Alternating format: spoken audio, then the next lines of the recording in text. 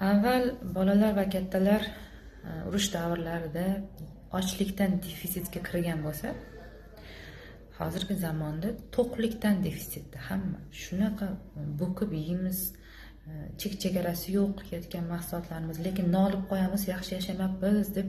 Menga kelgan hamma bolalarda ajinovat anginasi hammasi noto'g'ri ovqatlanishdan.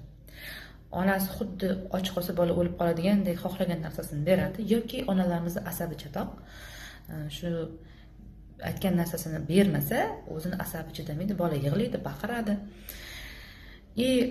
Pala-partish ovqatlanishdan ichagimiz to'lib, u ferment yetishmovchiligidan chirib, shamollash, yallig'lanish prosesiga kirib ketyapti bolalar. Biz yeyish uchun yashaymizmi yo yashash uchun yeymizmi? O'sha savolni o'zimizga berib olsak, bolalar kamroq kasal bo'lardi-da.